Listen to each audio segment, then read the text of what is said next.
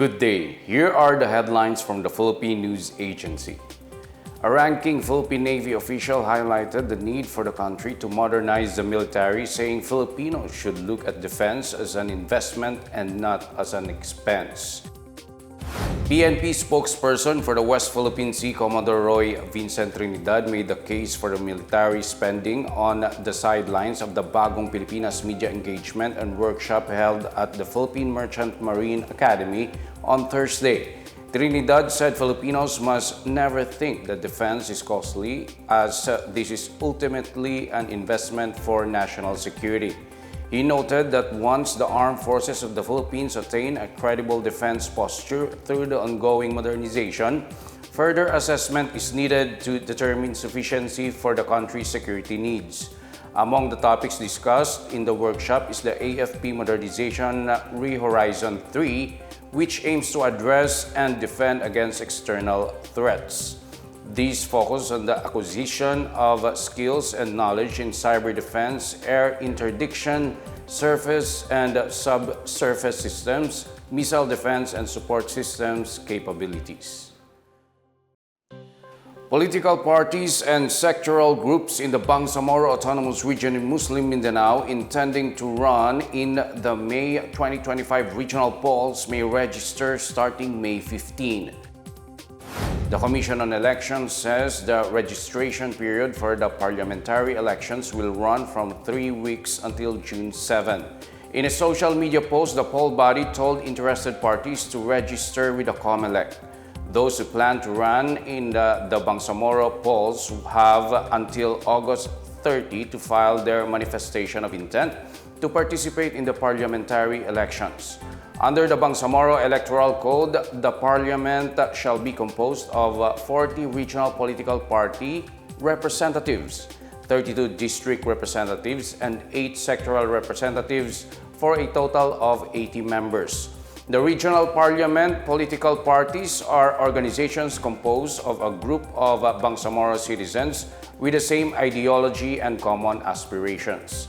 On the other hand, the regional parliament sectoral organizations are duly accredited groups representing non-Moro indigenous peoples, settler communities, women, youth, ulama, and traditional leaders. The national government has reduced the country's total outstanding debt by 1.67% to 14.9 trillion pesos by the end of March this year from 15.18 trillion in February. The Bureau of Treasury said 68.86% of the total debt stock is domestic debt, while 31.14% is external debt.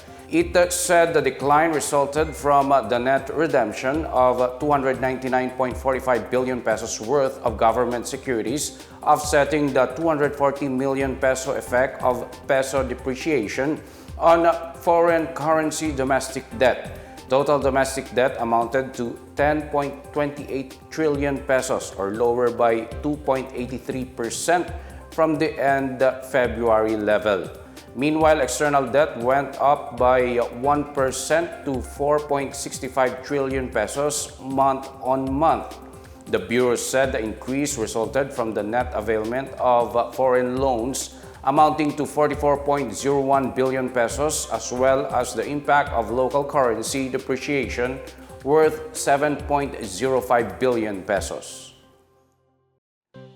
The Philippine National Police has formally deferred the implementation of a memorandum ordering the removal of visible tattoos among police personnel.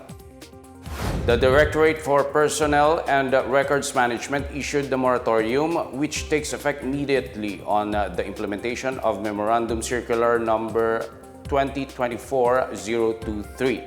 PNP spokesperson Colonel Jean Fajardo said PNP Chief General Romel Francisco Marbil ordered a review of the policy due to possible health, medical, and financial issues that may result from the removal of tattoos. He also sought to review the administrative sanction to be imposed on those who fail to follow the policy. The PNP issued Memorandum Circular 2024-023 on April 22, which requires all personnel to declare their tattoos and to be removed those that are visible. Marbil said police personnel should maintain a different code of conduct from other government employees. As employees continue to work amid the extreme heat, the Occupational Safety and Health Center calls for a balance between allowing them to the convenience of working from home and ensuring safe and conducive working conditions. OSHC Executive Director Jose Maria Batinos said offices and agencies must consider the housing conditions of workers when implementing a work-from-home setup. Those who are allowed to work from home will have their performance under remote work settings subject to evaluation. He said productivity evaluation must be done by offices and agencies before deciding on which is the better working scheme.